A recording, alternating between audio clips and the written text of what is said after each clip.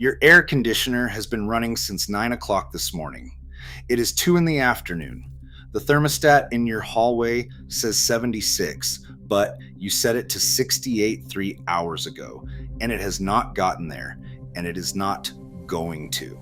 Above your head, in a space you have not climbed into since you bought the house, the temperature right now is somewhere around 140 degrees.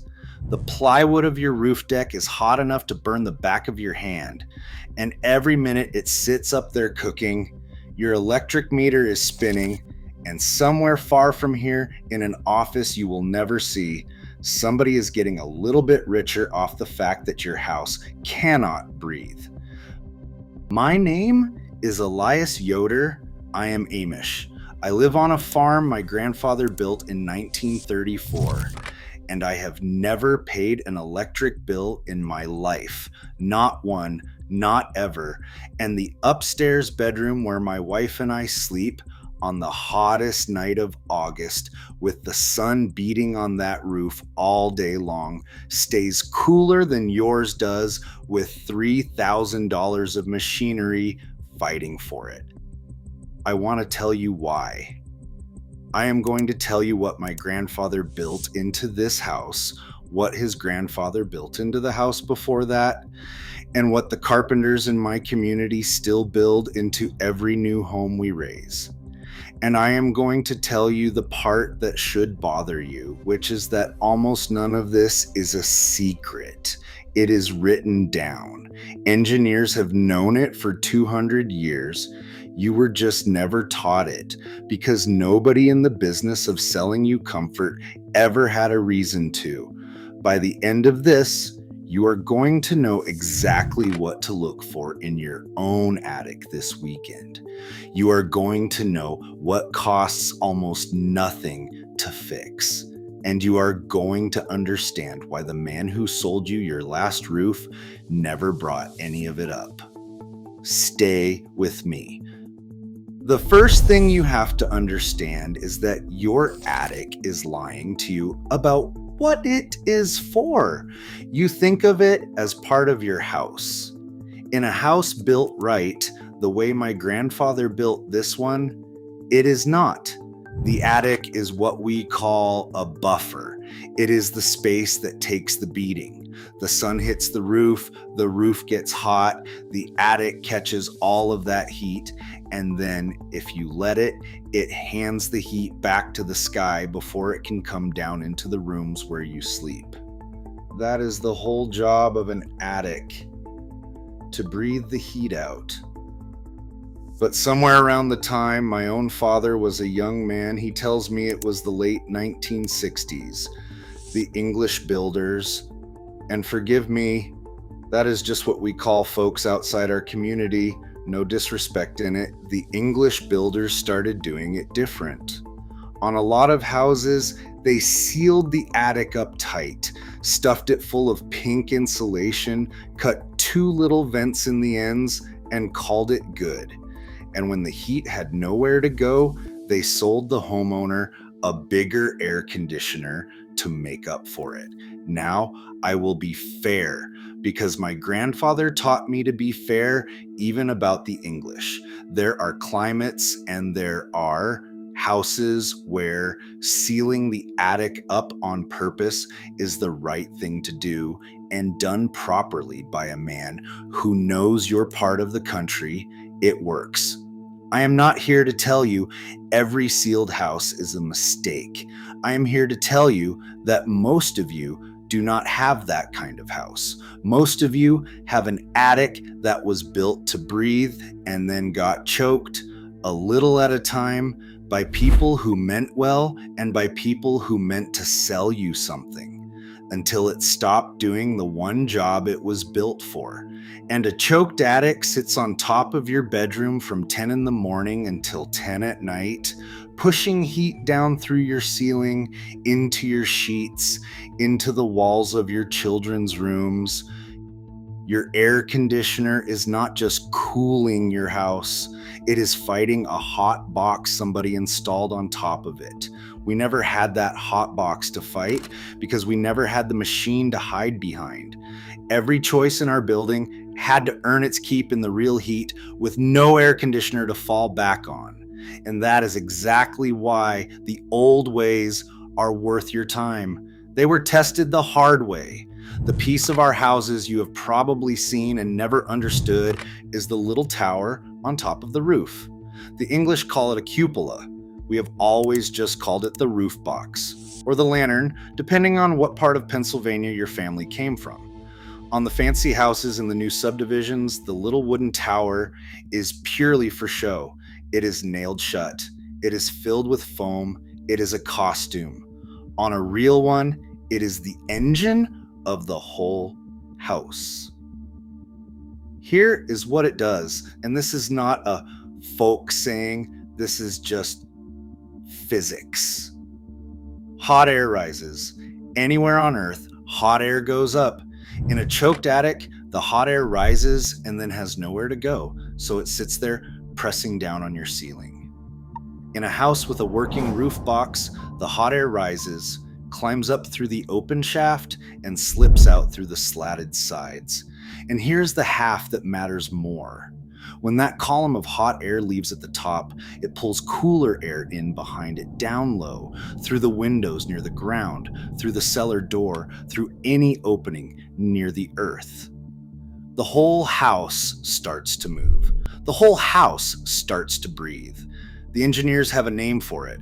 They call it the stack effect, or buoyancy-driven ventilation, and you can find papers about it in any university library written by serious men with letters after their names. We just call it building a house, right? I went up into the attic of this farmhouse last August on the hottest day of the summer. It was 93 outside. The roof deck over my head was too hot to hold my hand against, but the air up in that attic, with its working roof box that my grandfather built, was cool enough that I did not break a sweat standing up there. Across the road, my neighbor's house, built in 1971, sealed up tight, no roof box. His attic was so hot you could not stand in it. I know because he came over later to ask why his upstairs would not cool down, and I went back with him and my thermometer. Same day, same sun, same county.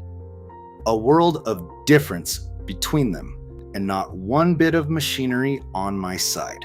Now you are thinking, fine, but I cannot put a tower on my roof this weekend. You are right, you cannot. And I am not going to ask you to, because the principle inside that roof box, the moving of air, the breathing, you can put to work in your own house this weekend with a flashlight, a staple gun, and less money than you spend on one tank of gas. Let me tell you exactly how, in order. Step 1 is your attic vents, and it costs you nothing but a morning. Almost every house built in this country between about 1940 and 1990 was built to breathe. It has vents, little louvered triangles up at the peaks of the ends, or a strip of soffit vents under the eaves, sometimes a slot down the ridge. From the inside, on a good house, those vents should look like daylight. Get a flashlight, pick a cool early morning before the attic heats up, climb up there, and look at them from the inside. If you can see clear daylight through them, good. That is what they are supposed to do. If you cannot, and a lot of people cannot, you have just found the first reason your house has been cooking itself. Those vents get clogged over 30 years with dust, with paint, with wasp nests, sometimes with loose insulation blown in by a contractor who did not think about it. I have been in attics where the vents were painted solid shut. Clear them out. Pull the debris with your hands or a shop vacuum. If the screen behind them is rusted through, staple a little aluminum mesh in its place. A few dollars at the hardware store, 1/8 inch openings, small enough to keep the insects out, and big enough that the air moves. But before you go pulling anything apart, do the one thing the salesman never does. Find out what kind of attic you actually have. If yours was built to breathe, help it breathe. If yours is one of the newer ones that was sealed on purpose and insulated right up against the roof, then it was built to work a different way, and tearing into it can do more harm than good. The old wisdom is not rip everything out. The old wisdom is understand your house before you touch it. My grandfather never took a saw to a wall he did not understand, and neither should you. That is step one. On most houses, it takes 20 minutes and it is free. Step two is the one the building trade does not talk about much, and it is the closest thing I can give you to that little bit of magic. It is called a radiant barrier. Here is the problem it solves. When the sun hits your shingles, the roof deck under them gets hot, and that hot wood does not just warm the air. It throws heat downward in a straight line, the way a wood stove throws heat across a room, even when the air between you and it is cool. That is radiant heat, and the insulation lying on your attic floor does very little to stop it, because radiant heat travels straight until it hits a surface. What it hits is the top of everything below it, and eventually your ceiling, and eventually you. A radiant barrier stops it by reflecting it back. It is a thin sheet of shiny aluminum foil, the kind made for exactly this, and you can buy a roll of it at any building supply store. You staple it to the underside of your rafters, shiny side facing down into the attic with an air gap behind it. That shiny surface reflects the heat back up toward the roof instead of letting it pour down onto your ceiling. In a hot, sunny climate, it can knock the temperature in your attic down by a good many degrees, and your air conditioner feels every one of them. Now hear me on the details, because this is where folks go wrong. It has to be the real reflective foil, not a bed sheet, not a tarp, not plain cloth, no matter what anybody on the internet tells you. Cloth does not reflect radiant heat, and stapling damp cloth against your roof wood is asking for rot. It has to be shiny, it has to face an open air gap, and you want to keep the reflective face from getting buried in dust, which is why we put it on the rafters and not flat on the floor. Do it right, and it works for decades. Do it wrong, and you have wasted an afternoon. A roll for the important part of an attic runs you somewhere in the range of a good dinner out, not a house payment. An Englishman came to my farm 2 summers ago asking about all this. He went home, cleared his vents, put a proper foil barrier up along his rafters over a weekend, and called me after. He said his upstairs, the room that never cooled down before midnight, was finally livable in the evening again, and his meter was running less to get there. That is the honest result, not a miracle, just a house doing its job. Step 3 is the night draft, and this is the one most folks skip, which is a shame because it ties the whole thing together and it does not cost a cent. After the sun goes down, when the outside air drops below the low 70s, and in most of this country, most nights it does. You open the lowest windows in the house on the side that has been in the shade, not all of them. 2 or 3 on the cool side, opened part way. Make sure those attic vents you cleared are open. Crack the attic hatch if you have one. What happens next is what we have been counting on for 200 years.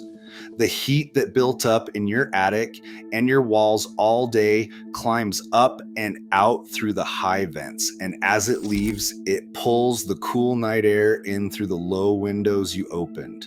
The whole house turns into one slow, steady current. You will feel it. Stand in the hallway around midnight and you will feel a soft, cool draft moving past your ankles. That is your house, finally breathing the way it was meant to. And here's the part people miss. By morning, the wood frame of your house and the wood itself is a kind of storehouse for heat. Every stud in your walls has shed most of what it soaked up the day before. So when the sun comes up, your house is starting the day from a cooler baseline. Your air conditioner, if you still choose to run it, is not fighting a hot box anymore. It is just holding a cool house cool. You will see the difference on one billing cycle. Now, step 3 works beautifully where the nights cool off, but some of you live where it stays warm and heavy right through till dawn, and cracking the windows just lets the damp in. For you, and honestly for anyone who wants the old principle put to work with real force, there is a tool. And it is the closest thing the modern world has to the roof box. It is called a whole house fan. It is a big fan set into the ceiling of your top floor right below the attic. You open a few windows down low, you switch it on in the evening, and it does on purpose. And with power, exactly what the cupola does on its own. It pulls the cool outside air in through your open windows, drives it up and through the house, and pushes the day's hot air up into the attic and out the vents. In 20 minutes, it can pull the heat out of a whole house that took all day to build up. And here's the number that ought to stop you. A central air conditioner straining against a hot house pulls around 3,000 watts. A whole house fan, pulls a few hundred. It is the difference between running a stove and running a lamp. On the right night, in the right climate, it cools your house for pennies where the air conditioner would cost you dollars. The unit is not free. It will run you a few hundred to buy, but it is the single best money most of you could spend. And it pays itself back faster than anything else I have told you. That is the roof box brought into your own hallway. Now I want to answer the 3 questions my brother tells me the English always ask when they come into his store in town. Because if I do not, you will stop halfway and talk yourself out of the whole thing. The first question is always moisture. If I open my attic up and move air through it, won't I get mold? Won't I get rot? And the answer for a house that was built to breathe is the opposite of what you fear. Moving air carries moisture out. Trapped, still air is what lets it settle and condense and feed whatever wants to grow on the wood. Our barns from the 1860s are still sound because the air in them never stops moving. The rule is simple. Air that moves dries. Air that sits rots. Now, if you have one of those newer sealed houses I mentioned, the moisture is handled a different way on purpose. And that is exactly why I keep telling you to know your house first. But for the breathing house most of you own, ventilation is not the enemy of the wood. It is what keeps it alive. The second question is animals. Bats, squirrels, wasps. I already gave you the answer. 1/8-inch aluminum mesh on the inside of every vent, a few dollars at the hardware store. The critters cannot get through it, and wasps will not build in a space where the air is always moving because they cannot stand the draft. You are protecting the house, not opening it up. The third question is the hard one, and I want to answer it honestly because there is a dishonest way to answer it that would get you more worked up, and I will not do that to you. Some of you are going to tell a contractor what I have said, and he is going to push back. And here's the truth. Sometimes he will be wrong, taught by people who were taught to seal everything and sell the machine. And sometimes he will be right because he knows your climate and your particular house better than a man on a screen ever could. The old principles I am giving you, the breathing, the reflecting, the night draft are real, and they are 200 years proven. But how they apply to your house depends on where you stand on this earth. So do not take my word as law and start tearing out things you do not understand.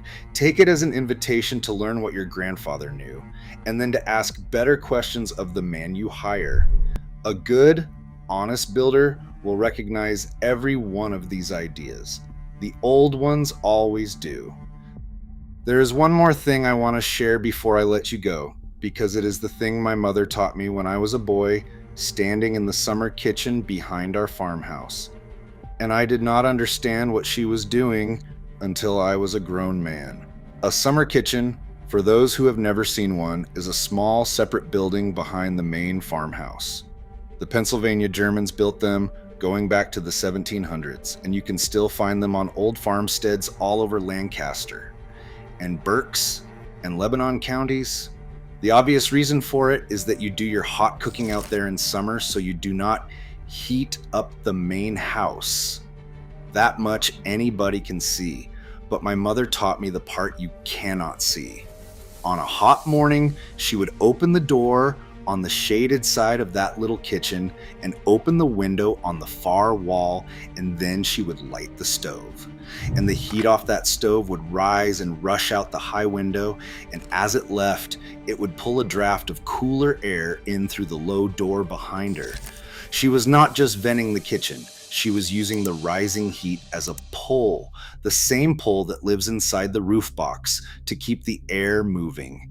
She understood the principle in her hands before anyone wrote it in a book. Hot air leaving up high pulls, cool air in down low. That is all the roof box is. That is all the whole house fan is. That is all the open window at midnight is. One idea, dressed up 100 different ways, carried across the ocean and kept alive by women and men who could not afford to forget it. You do not have a summer kitchen, but you have that same principle available to you tonight, in a fan set in a window, in 2 windows opened on opposite ends of a shaded house, in an attic you finally let breathe. The tool changed. The truth under it did not. I want to leave you with something my bishop said to me last fall. We were sitting on his porch after a barn raising, drinking coffee, and a young Englisher who had helped that day asked him why we live the way we live. He thought we were going to talk about religion. The bishop did not talk about religion. He said the English think we turn away from a thing because we are afraid of it. That is not it. We turn away from a thing when it makes us depend on people we do not know, on systems we cannot fix, on companies that do not care whether we are warm or cold. And we welcome a thing when it makes us more able to care for our own. The roof box is a technology. The gable vent is a technology. The summer kitchen is a technology. They are just technologies we can keep in our own hands, and they will still work when the lights go out. I have thought about that many times since, because the bishop was not only talking about us, he was pointing at something you have lost. Not because you are foolish, and not because there was some meeting in a back room. Nobody had to plot against you. It was quieter than that. It was just that there was never any money in teaching a family to cool a house for pennies, and so, a little at a time, the knowledge slid out of the manuals and out of the trade and out of your father's hands until you arrived at a house you have never climbed into, a roof you do not understand, and a bill you never thought to question. I am not asking you to live the way I live. I'm not asking you to give up your truck for a horse or your phone for a letter. I'm asking you to do one thing this weekend. Climb into your attic with a flashlight, look at your vents, and tell me in the comments what you find. Are they clogged, painted shut, sealed over? What part of the country are you in, and how old is your house? I read these. The stories you send back are the reason I keep recording, and if this rang true to you, come back. The next thing I want to show you is how my grandfather built a root cellar under this farmhouse that holds a steady 54 degrees year-round, in January and in August both, with no machinery and no electricity, using nothing but clay and sand and the slope of a hillside. The idea is older than this country. It is the simplest thing in the world once somebody shows you, and nobody ever does. I will see you there. Stay cool, stay curious, and remember, the people who built this country with their hands knew things we are only just beginning to remember.